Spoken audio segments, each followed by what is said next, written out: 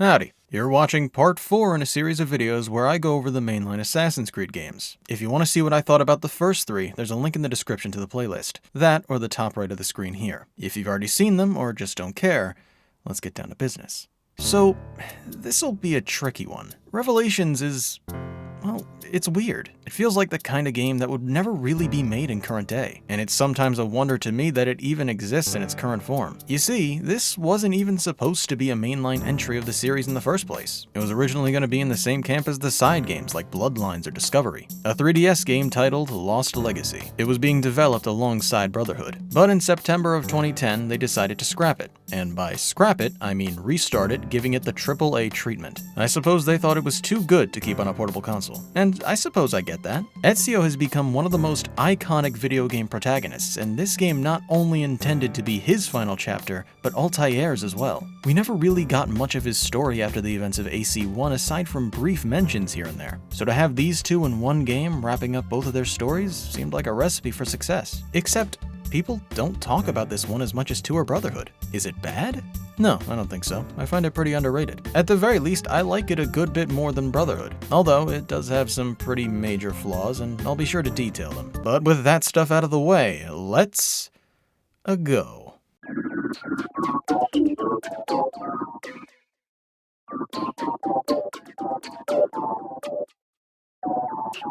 Last we left off with Desmond. He and his gang of misfits wandered into the Temple of Juno and found the Apple of Eden. But just when things were looking up, Juno herself took control of his body and forced him to kill his associate Lucy. When she released control, he fell unconscious. Now we see that Desmond's waking up somewhere very strange. The sky is an unnatural gradient, there are scan lines everywhere, there are structures protruding from the ground, and oh my god, what the hell is this? Is this part of the game? As it turns out, no. The PC version just kinda has this glitch built in. All you have to do to fix it is just rename one of the files in the game directory, but like, couldn't patch this, Ubisoft? Good start, team. Anyway, Desmond's curiosity is suddenly interrupted by... Just walk right past me. 16? This is Subject 16. You may remember him from AC2, hiding puzzles away in the map to show you the truth about certain historical events. Ah, good old Subject 16. He repainted my room, you know. With his cum. He did also do that stuff in Brotherhood, but I didn't feel the need to bring it up. Either way, according to the lore, he should be dead. Well, this isn't the real guy. Before he passed, he was able to create a copy of himself and hid it within the Animus. And as you can probably tell, that's where we are right now. Juno's trickery nearly put Desmond in the same place as Lucy, but Rebecca was able to save him by putting him back into the Animus. It's making sure he doesn't go brain dead by keeping that very brain active. However, that isn't what the hunk of junk is designed for. It's supposed to dive into the subject's brain to retrieve his ancestors' memories. And it's still technically doing that to him at this moment. It's only delaying the inevitable, so it won't be long before his brain shuts down. Pseudo-16 has a solution though. Desmond has to achieve something called a sync nexus. That's when someone goes through every single notable moment of one of their ancestors' lives. Once he does that, the Animus will be able to differentiate the two clearly, giving Desmond his consciousness back. The perfect candidate for this would be our good friend Ezio Auditore. We've already gone through the highlight reel of his first 47 years on Earth, and it seems there's still one adventure he went on that we haven't experienced. So, what are we waiting for? We gotta get out of here as soon as possible. Let's visit Italy one last time. Well, actually, we won't be going to Italy this time. Last thing we saw Ezio do was finally put a stop to the Borgia's influence in Rome by killing Cesare and sealing the Apple of Eden away. For the next 3 years, he and his friends worked on building the assassins up, and they succeeded greatly, to the point where Ezio was pretty much satisfied. But one day, he happened upon some old writings that his father, Giovanni, wrote. You see, Ezio's old man had been on quite a number of his own adventures before he got pranked by his judge friend. One of them involved the discovery of a hidden library locked away in Masyaf, filled with knowledge that'd even make Vidic blush. If the name Masyaf sounds familiar, well, 1, it's a real place, but 2, that was where the assassin headquarters in the first game was located. So presumably, somewhere below where we saw Al-Mualim scream at Altaïr for the 26th time was a wealth of priceless literature that would open the eyes of any who read it. For an Ezio at the ripe old age of 51, this seemed like the perfect final quest. Uncover this library and become a fucking genius. So in the not too distant year of 1510, he set off to Masyaf. But once he reached his destination, he was met with his first cruel truth. The assassins haven't been present here in nearly 300 years. Masyaf Castle is overrun by Templars now. Turns out they knew of this library as well. They outnumber him, and he's taken to the castle tower to be hanged. But he manages to break free and land safely, leading to our tutorial. Visions of Altaïr reteach us the ropes in case for some reason we decided to start with this game. It's nothing new, but it does have some pretty cool set pieces. An old, decrepit version of Masyaf Tower is a great idea for a starting point in a game like this. However, it doesn't take long before Ezio puts the word faith in Leap of Faith to the test and finds himself in the basement. The door to the library is right here, but it's unfortunately locked tight. Nothing that the Templars have used have been able to put even a dent in it. There is a set of 5 keys that have to be collected in order to crack it open. According to one of the workers, the Templar captain holds a book detailing the location of these keys. So just like that, we have our first target. He's pretty quickly found, which leads us to a bit of a lengthy section involving hijacking a carriage and using it to smash up the captains. It looks cool, but it's pretty annoying to play. You have to slowly work your way up the rope to reach the carriage and then repeatedly smash it into the enemies. But once it's done, he still gets ahead of us and you have to use eagle vision to track him down. It works a bit differently than it did in previous games. Back in those dark times, you had to hold the Y button or its equivalents to activate it. Now you click the left stick to do it. And instead of just being normal gameplay with a neat little filter, it zooms in and gives you a reticle, emphasizing the focus it's supposed to give you. Using it, you track him down, corner him at the top of a tower, and take him out. Turns out, this book is actually the journal of Niccolo Polo. For whatever reason, the traveler from centuries ago hid these keys in various places and had their locations marked in the book through encrypted messages. The captain gives Ezio the book, but warns him that the Templars have already found one of the keys and are well on their way to finding the rest. What we learn from the book is that the 5 keys are all located in Constantinople. So Ezio sets sail to that very place, ending this little introduction sequence. Wasting no time, we cut to months later when he reaches his destination. As soon as he exits the ship, he's met with the Ottoman Brotherhood of Assassins leader, Yusuf Tazim. They'd been expecting his arrival and were hoping to learn a few things from Italia's mentor. But first, he gives us some background on the place. We learn this through a tailing section. If you recall, I had less than loving things to say about this aspect of the gameplay in Brotherhood. And it seems Ubisoft listened to 2023 Uncle back in 2011 because they've improved them, at least in the ones that involve following an ally. Before, you had to manually follow them yourself, which got pretty annoying because their walk speed was almost always slower than yours, which, why do games do that? What's the fucking point? But now, if you move closer to them, you automatically move at their pace. So when you just want to listen to the conversation, you can put down the controller, pick up your cigar, inhale, and let your cares about following closely soar away. This video is brought to you by Enjoyin' Cigars. When your family's being annoying, start enjoying.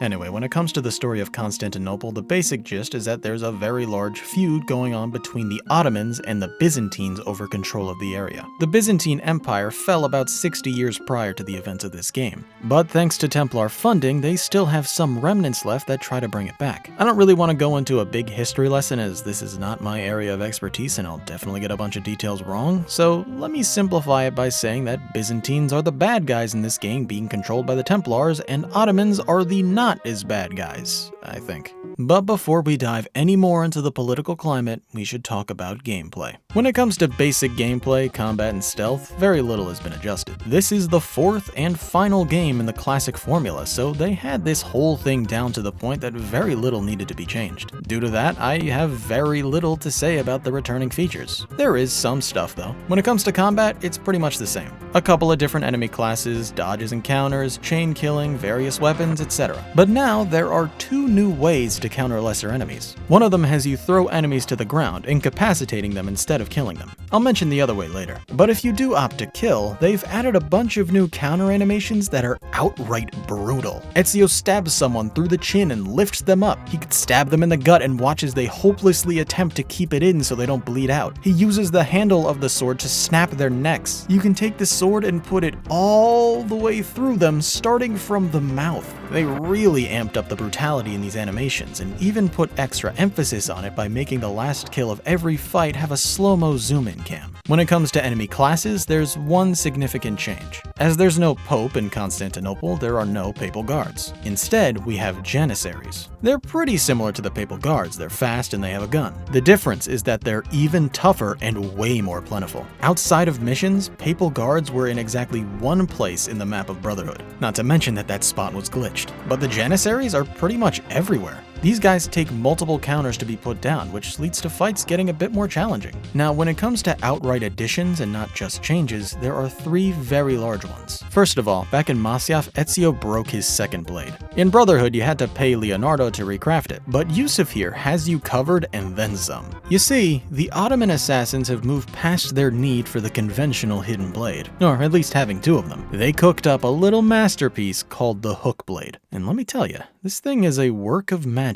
As it advertises, it is a hook and a blade for your wrist, so you still could do the usual double assassination stuff that you could previously. Where the hook mainly comes into play is in traversal. Its primary use is just to climb faster. The climbing jump was introduced in AC2, and on its own it makes the process quicker. But with the hook, certain walls can now be double jumped. On top of that, shorter walls will basically be climbed automatically with little input from the player. And that's just the beginning. There were lamps in AC2 and Brotherhood that were used to make turning corners easier during parkour. But in this game, if you hold B before grabbing onto one, you'll use the hook to make a long jump from it, cutting down parkour time. The range for ledge grabbing is increased thanks to the hook. If you're in a crowded area, you can use the hook to quickly make your way past people. Or if you want to stop to engage in combat, you can use it to throw lesser enemies. It feels so good to throw enemies off of buildings without any hassle by using the hook. On the opposite end, if you want to exit combat and make a quick getaway, it can be used to give you a running start. It introduces that second new type of counter where instead of doing damage to the enemy, it takes money and items from them. It'll also leave enemies open for a quick kill, even Janissaries. And lastly, there are zip lines in this game that you can go down with the hook. This speaks for itself. Having these makes exploration quicker and more enjoyable. And if there happens to be an enemy on the other end of one, you can do a quick assassination. Or even if they're in the middle of one. Maybe this is a bold statement, but this is probably the best addition made to any one of these games so far. Unironically, if Brotherhood had the hook blade, it would be in B tier instead of C. One simple item adds so much to the gameplay loop, it's insane. And I didn't even mention everything it could do. There's some hidden text stuff that you could do with it that I'm just really not good enough to do. I'll leave that to the pros. Our tutorial on using this beauty is cut off by one of the lesser assassins informing Yusuf that the Byzantine guards have attacked one of their strongholds. It's our job now to defend it. This introduces us to the second major addition and an entirely new mechanic: balloon tower defense. Balloon tower defense? Okay, so there's a bit of a lot to this. This all stems from a change made to the notoriety system. Previously, when the bar was full, all that would happen was that guards would spot you more easily. But here it takes on a whole new meaning. You see, Templar dens can be claimed for the assassins just as the Borgia towers could in the previous game. It makes shops available to open, etc. But now, if you maintain full notoriety for long enough, the Templars might just go ahead and try to reclaim their den. To avoid this from happening, you have to do this. It's a lot simpler than it looks. You have a set of resources that you can use to defend the den from each incoming wave of Templars. You can set up barricades, riflemen, troops that air assassinate Templars, people that'll stay on the ground level and fight, but to be able to put this stuff in place, you have to build morale. To do that, you can simply take out Templars or use assassin leaders. Additionally, you can have cannons fire at the location of your choosing, or use your hidden gun to take out enemies on your own. When it comes to enemies, it's mainly your standard goons, but usually in the final waves, they'll put out something crazy like a big old battering ram or a flamethrower. If you're ill-prepared for that, they could really shred through your barricades. And if they manage to do that, it's likely that they'll take down your den. When you lose a den defense, the area will be taken over by Templars once again. Which really means nothing considering how easy it is to get it back. In the footage I have here, I reclaimed the den within 2 minutes of losing it, which really makes den defense feel kinda pointless. It's not poorly made or anything, but it definitely feels out of place in a game like this, as well as completely avoidable. The only way to trigger an assassin den to be attacked is to maintain full notoriety for a while, and that's honestly difficult. Notoriety is gained very slowly through normal means. If you can't stop getting into fights and killing guards openly, it'll take about 15 minutes to get to 100%, at least it did for me. And it's not very difficult to get it back down to 0. As a result, in my latest playthrough, I didn't trigger a single den defense outside of this tutorial one. The last big addition we have to witness is the introduction of the bomb system. We had smoke bombs in the previous games, but the devs decided to turn that single gadget of ours into an entirely new mechanic. Firstly, we're no longer limited to just smoke. You can now make 10 different kinds of explosions that can either distract, incapacitate, or even straight up end your competition. And on top of that, you can make them trigger in different ways. So instead of just having impact shells like before, you can make time bombs, tripwire bombs, or sticky bombs. This opens up a lot of stealth opportunities, especially for us intellectuals who like to think ahead. And in a bunch of different ways too. If you want to distract the guards, you can use smoke like a dickhead, but you can also throw a noise bomb that'll make them go check, or you can cover them in goat's blood to scare the shit out of them. Or if you're in a crowded area, you can throw a bomb filled with gold coins so all the civilians will swarm the area. But if you suck ass at this game and get caught once, ever, you can plant a tripwire explosive to really knock your foes into next tomorrow. Or use caltrops to stop them in their tracks if you're doing a killless run. There are deterra bombs to give your enemies the best trip in the whole world, and the list goes on. Well, with all that done, we can move on to the next part. Don't forget, we came here in search of the Masyaf keys. First thing we want to do is uncover the location of the first one. Yusuf points us to a bookshop in the middle of town to find something out, because it was apparently an old trading post for Niccolo Polo. There, Ezio meets the owner, a nice young woman by the name of Sofia. Like Ezio, she hails from Italy. She was even on the same boat when we were coming to Constantinople, and they immediately start hitting it off. Even after all these years, with Ezio not as young and spry as he used to be, he's still got those moves. After searching through the store, he finds a hidden passageway to a secret dungeon where the first key is hiding. This leads to the equivalent of the hidden tombs and lairs of Romulus from the previous games. The main difference here is that these are mandatory. Due to them housing the MacGuffin of this game, it's essential that we explore these dungeons. This one is nothing special. We go through a large room and take out a Templar captain to retrieve a key to the next room, rinse and repeat 3 more times until we beat them to the Masyaf key. We also retrieve a map, which we bring to Sofia. Perhaps due to her knowledge of literature, she can decipher this to locate the other hidden dungeons. As for the Masyaf key, it looks a lot stranger than I thought it would.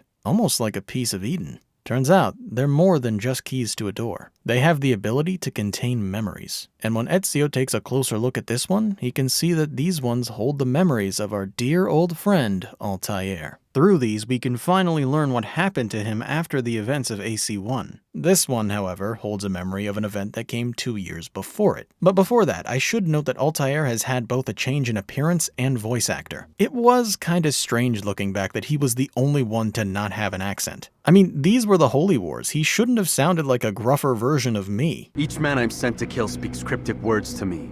Each time I come to you and ask for answers. Each time you give only riddles in exchange. In comparison, this new one sounds a lot more fitting. When I close the castle gate, flank the crusaders in the village and drive them into the canyon. Can't say the same thing for his appearance, though. In AC1, he looked like Desmond because he was one of his ancestors. Now he just kinda looks like some guy. Anyway, in this memory, the assassin's fortress in Masyaf was attacked by Templars, being led by a man named Haras. He's holding old man Al-Mualim captive. While we sneak in to assassinate the guy, he gives a speech where he reveals that he seems to know something about the mentor that no one else does. However, he doesn't elaborate on that, so Altair's gotta find that one out himself later on. Anyway, we kill him before the death toll gets too high and the remaining Templars flee the area. Altair and Al-Mualim have a nice little conversation, and that ends this first memory. Kinda seemed like filler, but we've still got 4 left to go through. That ought to keep things settled for a while. Hope it stays that way. No man should pass from this world without knowing some kindness. Keep your gun handy if you go poking around some of the abandoned places around here. Like the schoolhouse. I did not know him well as a father. Stop! He was an assassin, above all. Don't! How can I regret the only life I've ever known? Look at him go! Back to business with Ezio. With tensions rising between the Ottoman assassins and the Byzantines, it's for the best that we get some more bodies for our cause. Here we're reintroduced to the recruiting system. In normal gameplay, they work pretty much the same way from Brotherhood. Press LB or its equivalents to send them in to do your dirty work, or hold it when you have a full charge to do an arrow storm. However, in the last video, I said that it would have been a lot nicer if we could form a connection with our recruits instead of just recruiting them, leveling them up, and That's it. Once again, Ubisoft was way ahead of me on that one because that's exactly what they did here. While some can still be gained through the same means you could in Brotherhood, most of them are recruited through doing side missions. For instance, here's a cocky one that you get for beating him in a race. Here's a fighter that you can convince by beating him in 3 rounds of fisticuffs. Here's one you can find that's particularly skilled at pickpocketing, and plenty more. And that's only where it begins. Some recruits have extra 2-part side missions attached to them on the road to reaching master status. The Templar agent missions from Brotherhood have now been merged with the recruit system, having your students take them on. How it works is once you have them at a high enough level, they report to you that an agent has been up to no good in that area. You'll investigate and eventually encounter one of them, but your recruit will fail to take them out. Then, by leveling them up some more, you'll unlock the second part of their mission where they're finally skilled enough to take them out. They'll even get their own Animus death scene. They're not just random tools to help you take people out on occasion, they're your comrades. Side note, but there is one recruit mission that I find very bizarre. One of your recruits catches word that a deacon is planning to assassinate a government official. You and him scan the area for this deacon, but he mistakes a random man who's dressed the same as the target and assassinates him instead. And so, because he just murdered an innocent man, Ezio bans him from the assassins. Or at least I thought he would. In actuality, he gives him a brief scolding and then guides him to a body of water to dump the corpse into? What the fuck? Did Ezio just cover up a murder? This is so out of character for him to not only brush this off, but make sure the recruit faces no punishment. Even Altaïr got a good stabbing due to his arrogance putting innocents in danger. In another assassin mission, Ezio even makes sure to not kill any of the guards due to a misunderstanding causing the fight. So I don't know why this is treated differently. The recruit does end up getting the right guy on a second attempt, but man, that was just weird. Well, anyway, let's move back to the main plot. Our goal may be the Masyaf keys, but we should still help the Ottoman assassins with more than just raising numbers. The prince, Suleiman, has recently returned to Constantinople. He was also on the same boat as us, small world. Yusuf suspects that the Byzantines plan to assassinate him. If they were to try that, it would be at a gathering happening tonight. Our mission is to disguise ourselves as the entertainment and infiltrate the palace to protect the prince. Luckily, we've got a group we can take the outfits of. Loot players from back in Italy. This is a nice piece of fan service. They served as massive annoyances in AC2 and Brotherhood, so now they're allowing you to exact some revenge. And now that we have their outfits and their loots, we make our way into the palace. Here's another neat detail. When you press the face buttons during this part, Ezio will actually play a little song, most of which are about his past. Vieri, oh Vieri, yes, he of Pazzi fame, was just as mad as his old man, and ended just the same. While traveling through Forlì, I took her at her leisure. She said it's strictly business, such business was my pleasure. Before Rodrigo was the Pope, he was a man of vices, and once he gained the Holy See, he raised his vices' prices. Cesare, oh Cesare, a man of great depravity, believed himself immortal till he had a date with gravity. Anyway, we follow Suleiman through the courtyard and distract the guards while the other assassins take out the Byzantine infiltrators. But one of them causes enough of a stir that we have to blow our cover. Luckily, Suleiman is very understanding and just an overall pleasant fellow, so he gives us his thanks. The next day, we decide to listen in on a top-secret meeting between Ahmet, the current heir to his father the Sultan, and Tarik, the commander of the Janissaries. I hope you're keeping up with all this because even I barely am. It's pretty clear that they don't like each other. Ahmet finds Tarik incompetent due to his failure to protect his nephew, and Tarik outright calls Ahmet weak. He would much prefer his brother Selim to be the next Sultan. This puts suspicion on Tarik of being a Templar spy. It would make sense for him to side with them in order to gain a new Sultan. We'll sit on this info for now while we pay Sophia a visit to see if she's found anything about the next key. Or we can talk a bit about the presentation. More specifically, the graphics, because I gotta say, this is a really good looking game. Brotherhood looked good too, but it was mostly in comparison to the previous 2 games. The textures in this game honestly stand up on their own today, at least at high settings. The character models in particular look great. They went for a more realistic approach when it comes to NPCs, and I'd say it paid off. The only one I'd say looks weird is Desmond. Speaking of him, there are these collectibles called Animus fragments that we can gather in the overworld, similar to the feathers in AC2. And getting enough of them grants us access to something back on Animus Island. That's its actual name, by the way. There are these portals that open, and entering them takes us here. With the Animus being all confused in the process of reaching a sync nexus, it starts showing us fragments of Desmond's memories. These are little first-person obstacle courses that give us insight on what Desmond's upbringing was like. I thought the whole cause of them versus the Templars to be nothing more than tin hat-wearing conspiracy theorist nonsense. To be fair, if this were real, all of us would also think that for sure. So, when he was 16, he ran away from home and eventually made his way to the big city, where he quickly found work as a bartender. Things went great for him there. He would make friends, meet some girls, all the while telling stories about the crazy cult he grew up in. Hey, what's that drink you invented? Had it last time? Shirley Templar?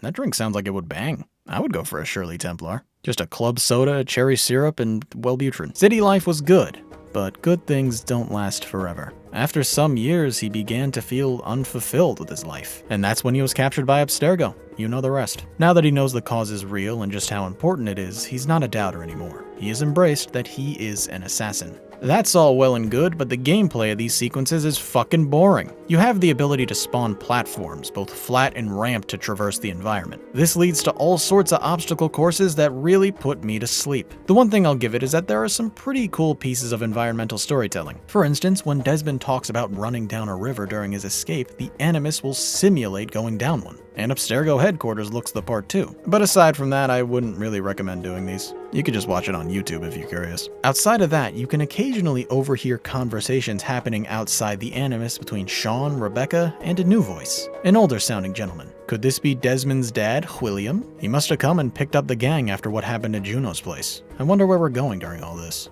Anyway, back to Sofia. Mia cara. The strings of fate have drawn us together. Well, well, well, if it isn't Duccio. Remember Duccio? He cheated on Ezio's sister Claudia in AC2 and we beat him up. I didn't talk about the DLC in Brotherhood, but he was actually in that too. He mocked Claudia for working at a brothel, so we beat him up there too. Now here he is again, trying to steal Ezio's love interest. But he quickly flees when he sees us. You can find him again later on, drunkenly loitering on the map, and give him one last walloping for old time's sake. Anyway, Sofia has a package she's waiting to receive, but something's gone wrong, so they can't get her off the ship. Yep, this seems like a cause worth killing for.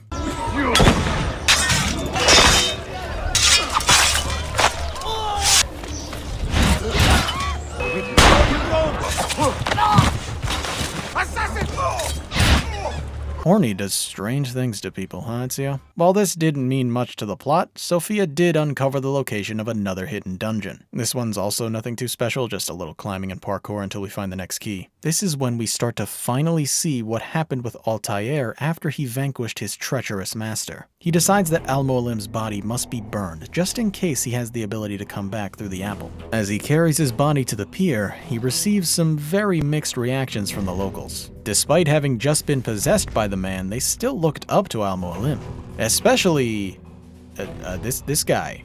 Who the hell is this supposed to be? Well, this is Abbas. He made a very, very brief appearance in the first game. A less than 30-second moment where he antagonized Altaïr for getting pushed back to novice level. But I guess he's important now because he sure is getting a bunch of screen time and sudden lore. You see, many years ago when Altaïr was just a young lad, Abbas's father was captured by Templars and he blabbed, giving the location of Altaïr's father. This resulted in dear old dad's death. Out of shame, Abbas's father went to young Altaïr and begged him for forgiveness before he slit his own throat in front of him. When Abbas learned this, he pinned the blame on Altaïr's family, resulting in this massive grudge. So Abbas already hates Altaïr, and now seeing that he killed and burned their mentor set him right off. So while Altaïr was busy trying to ward off the crowd, he snatched the apple. Its overwhelming power immediately hypnotizes him and he gets incapacitated. Altaïr gets it back, and that ends this flashback.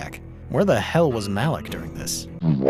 Back to the C plot, we track down Tarik and follow him around to see if he has anything to do with the Templars. Another plus I can give to this game is that it's actually pretty thin on tailing missions. That was one of my main gripes with Brotherhood, so I'm glad they cut back on that. Another one of my main gripes was the full sync objectives being very obnoxious at times. I'm glad to say that this is also not really the case with this game. There are a few that are pretty annoying, like this one where you can't let a guy you're protecting take any damage even though the Templars target him automatically, making it extremely extremely cheap, but other than those, the full sync requirements are fairly forgiving. I had a much less miserable time going for these. I still wouldn't recommend going after all of them, but if you do, you won't want to do funny things to your eyes by the end of them. Anyway, Tarik enters a gated off area that we can't enter through normal means. But we quickly notice that the Janissaries are not very well liked by the civilians due to their treatment of street vendors. Using that to our advantage, we incite a riot, getting them to bust down the door for us. It got a couple people killed, but who cares, as long as it helps us eavesdrop on this meeting that might not even be important. Luckily though, it is. Indeed, Tarik is working with the Templars. Their leader is a man by the name of Manuel Palaiologos. He's the grandson of the Byzantine emperor, and he wants to beat the Ottomans to claim his throne. Right now, he's gathering weapons to use in an uprising. It's vital that we deal with this mess before it gets out of hand.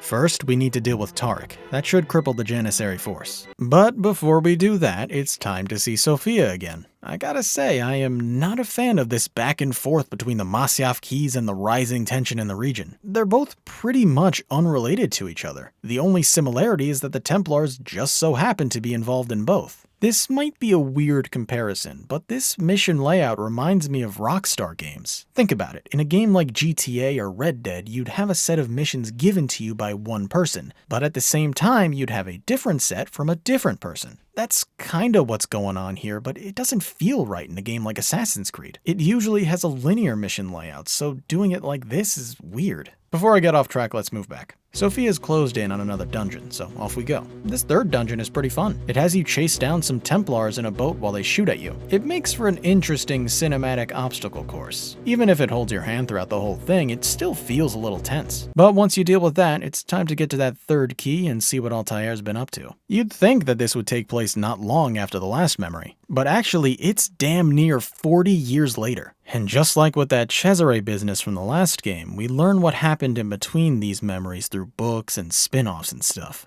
A portion of it being in the PSP game Bloodlines. And obviously I'm not gonna play that shit. I mean, that's a whole other game that's not long. God fucking damn it, I'll be right back.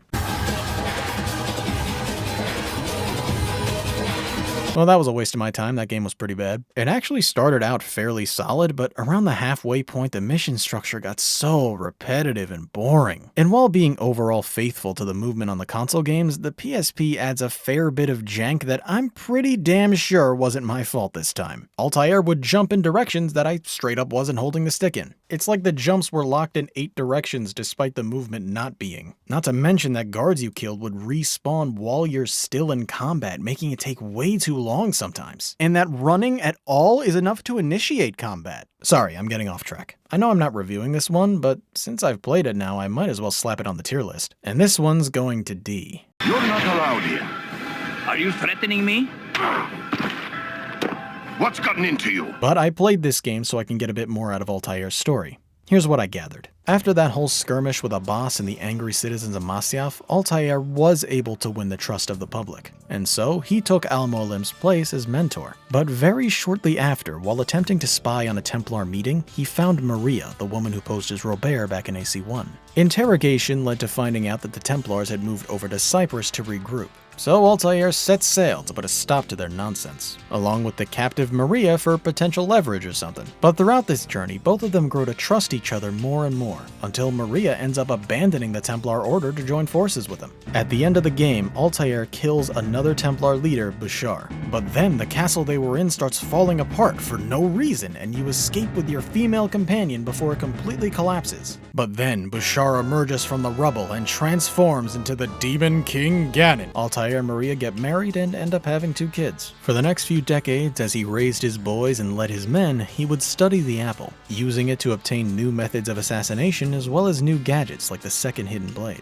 When he was 52, Altaïr decided to go on yet another journey to Mongolia so he could kill Genghis Khan. You see, he had a Sword of Eden and it needed to be dealt with, okay? He was comfortable going on this 11-year journey, knowing that the assassin order in Masyaf he'd spent all this time watching over would be fine if left in the hands of Malik, his now trusted second-in-command. Little did he know, it would be the exact opposite. You see, a boss is still out here being a little bitch. His hatred for Altaïr had been festering for decades at this point. He believed he would be a much better mentor. And with Altaïr gone on a mission for such a long period of time, he saw this as a perfect opportunity. For the next several years, he would cultivate an army of his own by spreading lies about their mentor, saying he was a coward and a traitor. In 1217, he staged a coup in Masyaf. The way he did it was by having one of Altaïr's sons killed, but he placed the murder weapon in Malik's quarters. So with him framed for the murder, Abbas had the powder keg he needed to ignite a change in management. Malik would be thrown in jail and later executed. All of this off-screen, mind you.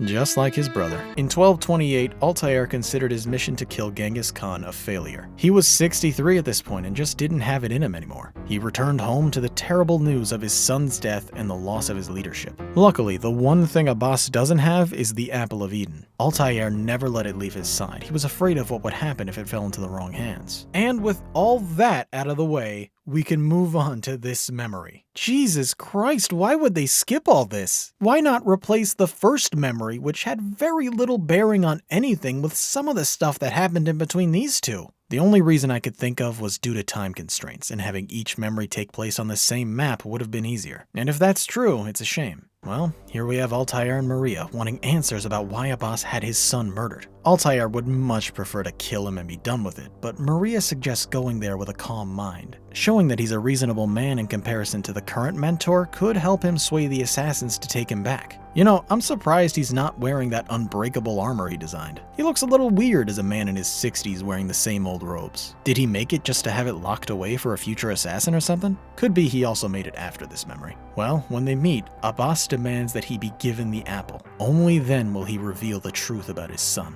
They argue for a bit, but Altaïr eventually buckles and gets ready to hand it over to him. However, before I executed your son, I told him you ordered it yourself. He died, believing you had betrayed him.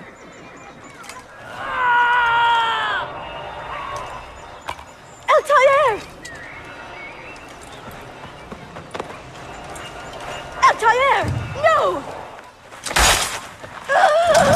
Well, down she goes. Maria is now dead, and Abbas orders his men to send Altaïr after her. This entire thing did nothing but aggravate the situation further. Knowing that he can't take the entire assassin order down by himself, his only option is to run. Luckily for him, his other son Darim arrived just in time to lend assistance in the escape, although a little late to save his mom. Whoopsies. They leave Masyaf with their tail between their legs, and that ends this memory. It's starting to get interesting at least, but let's get back to Ezio. The current goal is to take out Tarik, then we'll move in on Palaiologos. He's currently at a Janissary camp. Going in there all by ourselves and fighting our way to him would be too risky a move. So instead, we'll get ourselves a disguise. After finding a lone Janissary beating around the locals, we take him out for his uniform. Going to the camp, we quickly find Tarik. We overhear that the weapons the Byzantines are making are being sent to a place called Cappadocia. That's where their army is being built too. So now we know where to find Palaiologos, but one thing at a time. After doing our thing of going to a high place, we put down Tarik. But in a surprise twist, it's revealed that we actually might have just killed a good guy. In truth, he was acting as a double agent for the Ottomans. He was playing nice with the Templars in an attempt to ambush them before they could enact their evil scheme. He gives us a written layout of his plan for us to do in his place, and now I feel bad. Not bad enough for me to not fight my way out of here, though. I like battling Janissaries, so going through an entire camp of them, stealing their valuable possessions with my trusty hook has got me a little freaked up. After delivering the bad news to Suleiman, he tells us that he'll arrange a ship to take us to Cappadocia. But before we leave, we've still got one last key to go after. There are actually two left, but the fifth is being held by Palaiologos. So when the time comes, we'll kill two birds with one stone. We pay another visit to Sophia and just hang out for a bit while she works on deciphering the location of the last dungeon. But she then asks us to retrieve some tulips for a picnic she's been planning.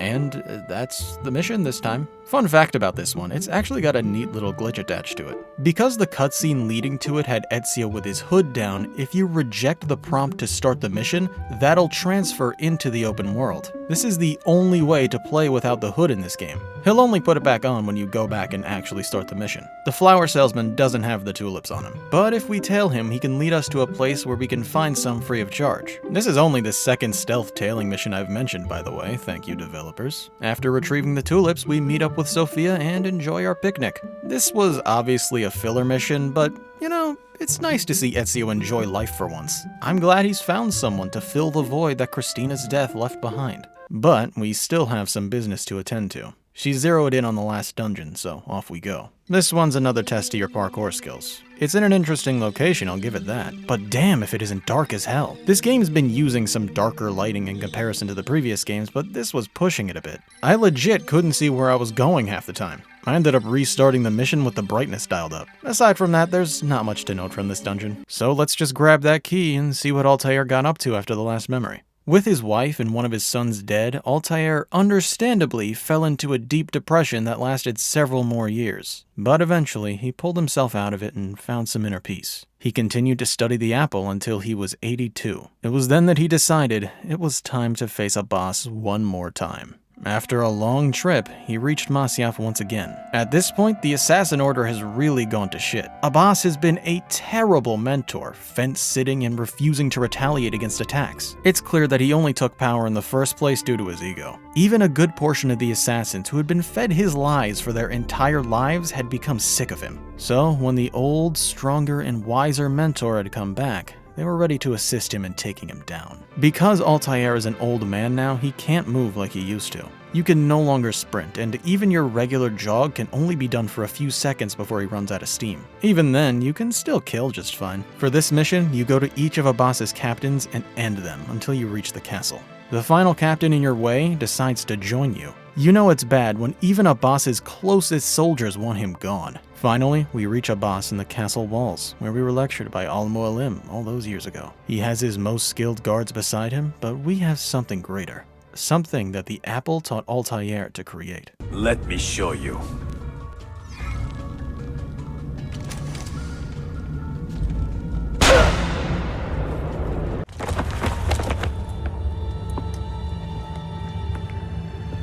I can never forgive you, Altaïr. The lies you told about my family. They were not lies, Abbas. I was 10 years old when your father came to see me. I watched his life ebb away at my feet. I will never forget that image. No! But he was not a coward, Abbas. He reclaimed his honor. I hope there is another life after this one. Then I will see him and know the truth of his final days. And when it is your time, we will find you. And then there will be no doubts. Gotta say, I don't feel much here. Abbas was very abruptly shoved into this plot due to a lack of believable villains for Altaïr to take on. Again, he was on screen for less than 30 seconds in the first game. He was definitely not intended to be anything originally. But now, here he is, the failed mentor of the assassins killed by the man who came to reclaim his title. Can't help but feel forced. Well, with that done, let's move back to Ezio. We set sail to Cappadocia today. There's a problem, though. The Janissaries have caught word of it and blockaded the ship until they can catch us. So we're gonna need a plan to deal with that. Yusuf has us covered. He gives us a bomb with a lot more power than the arsenal we currently have. We're just gonna use it to destroy the chain being used to barricade the ships. No big drama aside from that. Before we head out, though, Ezio asks Yusuf if he can watch over Sophia while we're gone, just in case something were to go wrong. Well, we've planted the bomb. Now we'll just cause a little noise and slip away, all according to Dutch's plan.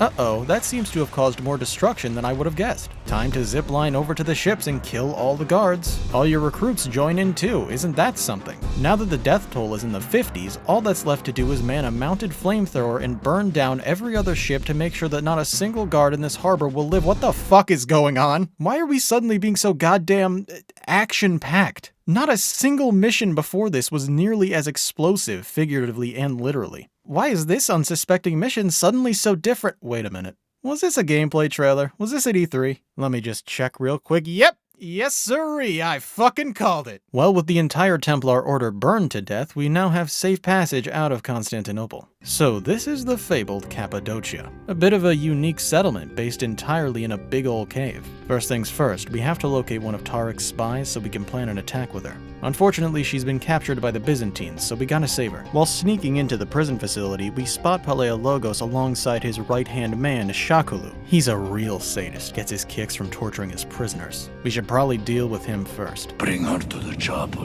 Shakulu, I don't have the key. I'm dead. Who has the key? You?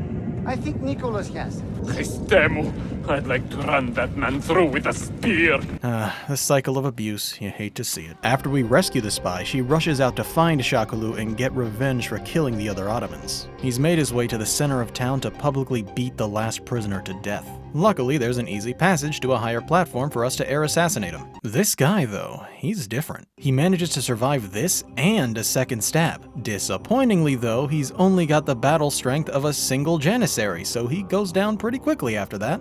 Bummer. All that's left to do now is destroy the guns that were brought in and kill Palaiologos. I like saying this guy's name. Due to the weapons cache being very poorly hidden, we find it pretty quickly. The full sync objective for this one is to not take any damage, but I had a super difficult time getting that right. Maybe it's due to the narrow passageways or the sheer quantity of guards here, but it's pretty damn difficult to not get hit. I'd recommend utilizing your bombs for this one. It'll make it a bit less tricky. Speaking of which, when we reach the storage room for the gunpowder, we toss a bomb in to destroy the whole thing. The explosion's so big that the Byzantines can see it across town. Palaiologos is going to try to escape, but he's not quite as fast as Ezio, so he's stopped at the docks. With nowhere left to run, he draws his sword and the battle begins. But he's not quite as skilled as Ezio either, so one counter does him in. Before he dies, he surrenders the final key. He's fine with doing that because he doesn't think we're going to make it back to Masyaf anyway. You see, we have another twist coming right up.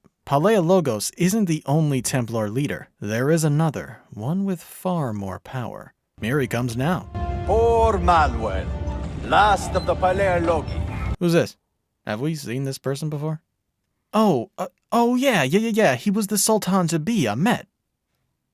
Okay. Am I supposed to be shocked? Yeah, I didn't see it coming, but only because he was in like 2 scenes before this? Duccio has had more screen time in these games than Ahmet did in this one. But now I guess he's the main bad guy. If you wanted a better twist villain, you should have picked Suleiman. He seemed a lot more polite and stuff, which would make for a good cover. Also, he was the one that sent us to kill Tarik. What if he actually knew that he was a spy and had Ezio kill him to make sure his plans failed or something? Maybe that wouldn't historically line up with his personality, but I don't care. I'm pretty sure that there are plenty of things that aren't entirely historically accurate in this game about assassins and Templars being in this multi-generational war. That's also the main reason why Rodrigo Borgia was spared at the end of AC2. He didn't actually die until the year he died in Brotherhood. But like, who cares, man? Just fucking go wild with it. They're not gonna get mad, they're dead. And I know you guys don't entirely really give a fuck about what happens. I've seen footage of the later games. And even if there wasn't crazy shit in the later games, it's not like we're completely sane at the moment. Sorry, I got way off track there. That was off script. Well, whatever.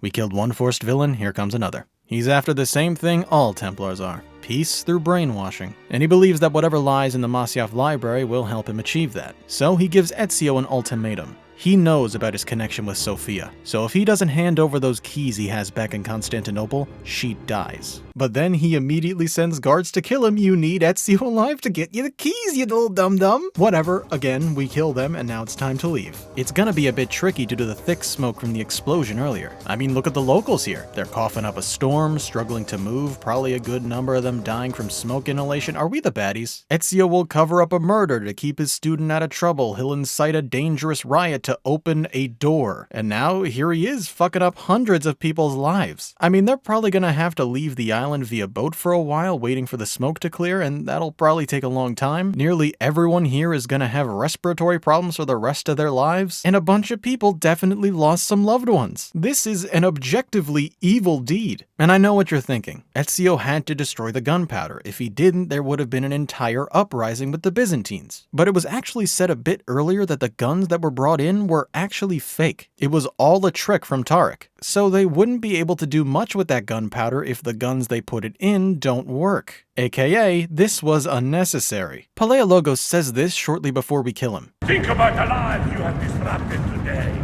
The anarchy you have sown here.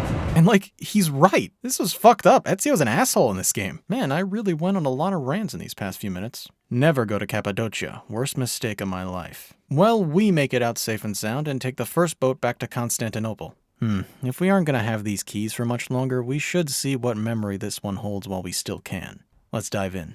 With Altaïr back as the mentor, he quickly made a bunch of changes for the benefit of the Creed. Mainly, he decided that it was time to disperse the assassins across the world instead of just Masyaf. He also wanted to spread the knowledge he gained from the apple to future generations. So he invited Niccolo Polo to his abode so that he can give him his books. However, during the visit, Masyaf came under attack from the Mongols. So it's up to Altaïr and the assassins to escort Polo out safely. At this point, because Altaïr is at the lucky even for today age of 92, he can't directly fight anymore. It's a miracle he can still jog. So instead, we get to use the apple again. Although it is a lot more limited than it was in Brotherhood, and you only really get to use it for 2 minutes. So it's really not that fun. Besides that, there's nothing to say about this memory gameplay-wise. Before Polo leaves, Altaïr has one last thing to give him. On one of his many adventures, he happened to find these neat little artifacts that can record memories. They can also be used as keys to a little library he's been building. He gives them to Polo to hide, so that one day, people can kill each other over them. And that ends this memory. We're closing in on the final chapter now. Already. Man, this game's even shorter than Brotherhood, which is a shame because in terms of the base gameplay, it's definitely the most fun I've had so far. I just wish that pesky time limit for development wasn't so strict. We could have had more. Well, there is a way to add extra content to a game after its release. Yeah, maybe you've heard of it. It's called DLC. I even talked about some DLC in the AC2 video. A game like this that takes like 10 minutes to beat would be a shoo-in for an extra chapter or two. Could fill in some of those massive time gaps in Altaïr's story. And indeed, they did add a little story expansion, The Lost Archives. Except you don't play as Altaïr, or even Ezio. No, you play as good old Subject 16. Well, my guardian angel. There's no such thing. Yeah, Thanks. That sounds pretty interesting. Do we get to play as him when he was still an assassin in modern times? Well, no. Instead, we get more of these first-person Animus bullshit segments that last less than an hour, all for the low price of $10. Was there anyone that was asking for this gameplay style to be expanded on? You know what? I'll put my foot down. No, there was no one that wanted this. Seeing Subject 16 story expanded on? Sure, I'd get that, but not like this. Unfortunately, though, we gained some pretty important info through this DLC, so I guess I'll go over it real quick.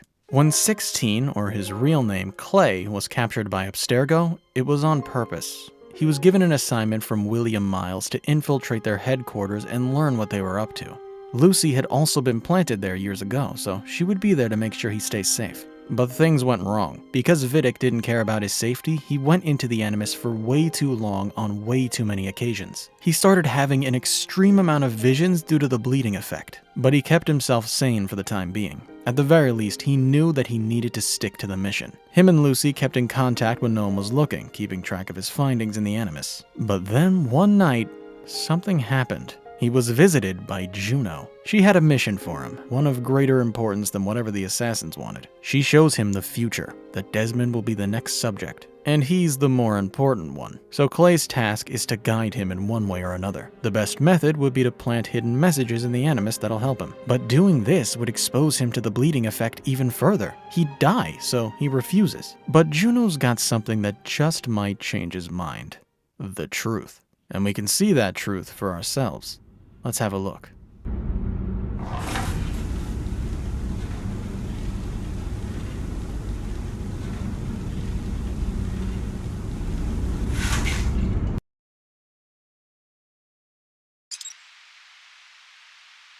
Yes, very good. Greener pastures indeed. And I look forward to our next meeting, Mr. Oh, he hung up. Ah, Lucy, you're here. And your finger has grown back.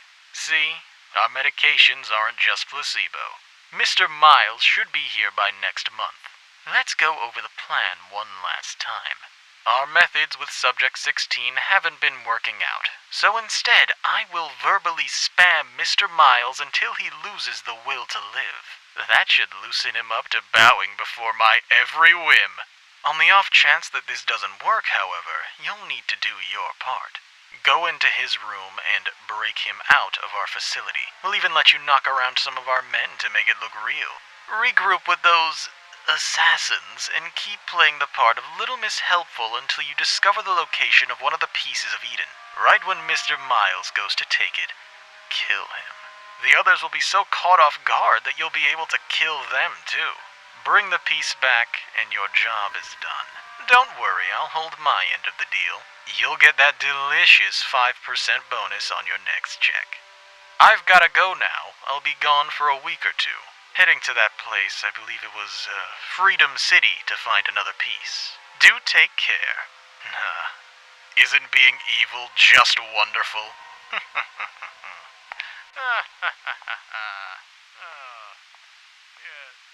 End scene.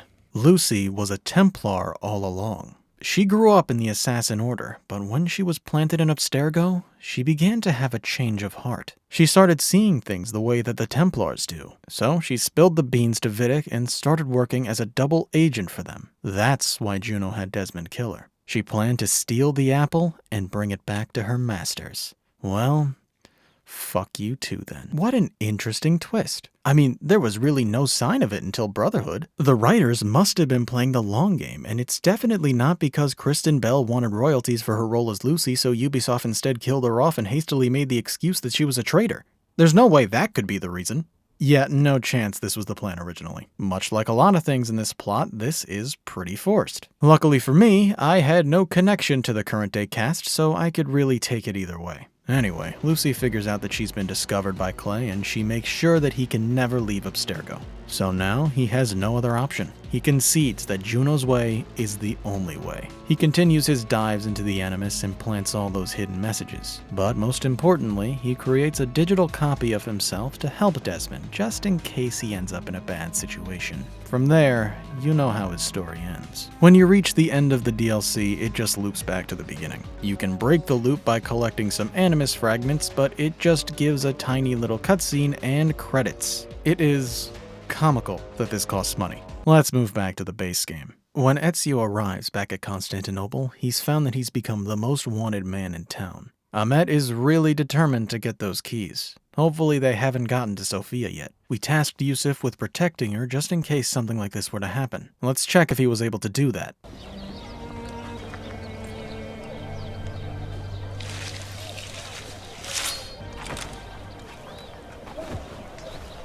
Oh no.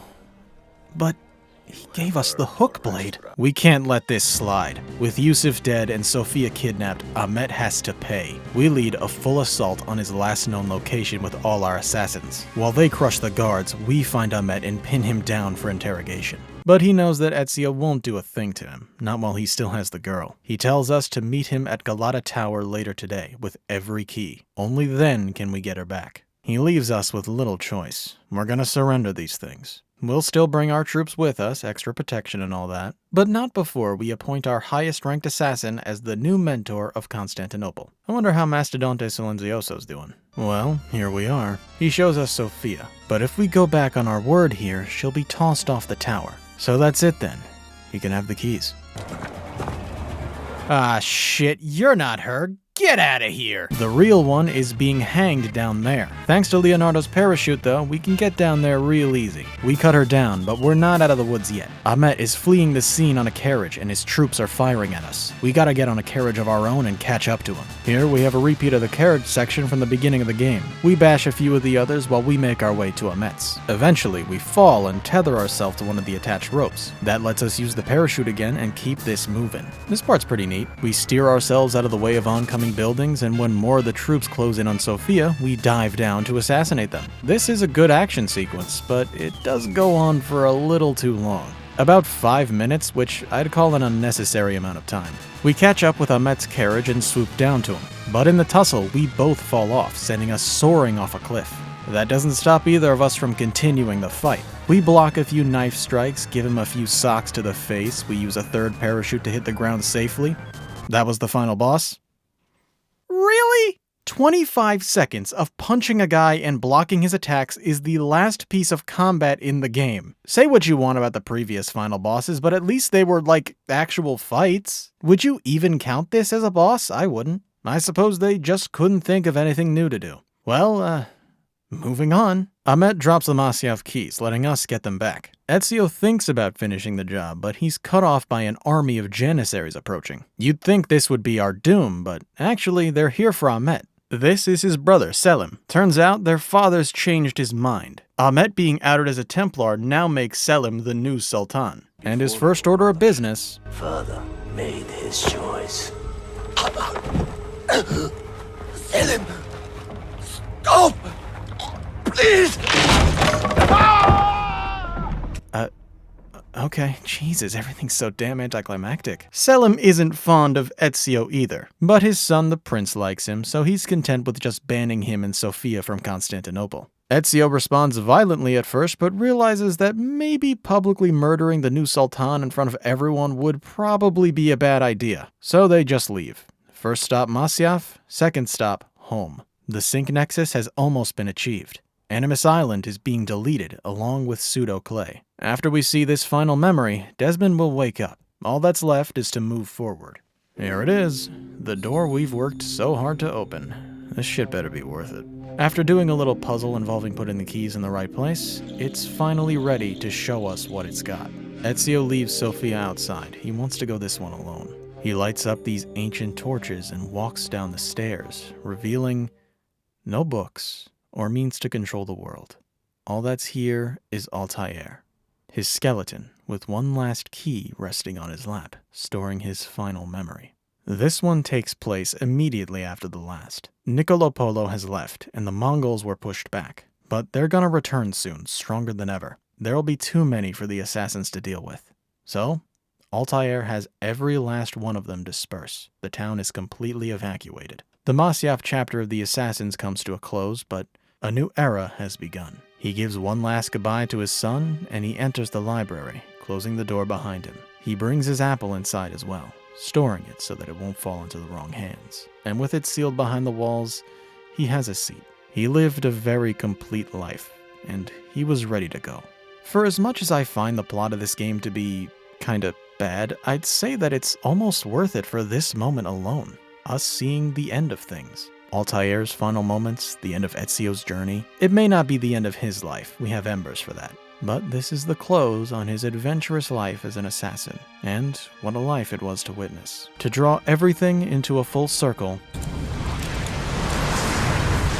Desmond? He's talking to me? I heard your name once before, Desmond. A long time ago. And now it lingers in my mind, like an image from an old dream. I do not know where you are, or by what means you can hear me. But I know you are listening. Here at last, I discover a strange truth. That I am only a conduit for a message that eludes my understanding. Who are we, who have been so blessed to share our stories like this? To speak across centuries. Maybe you will answer all the questions I have asked. Maybe you will be the one to make all this suffering worth something in the end. Now, listen.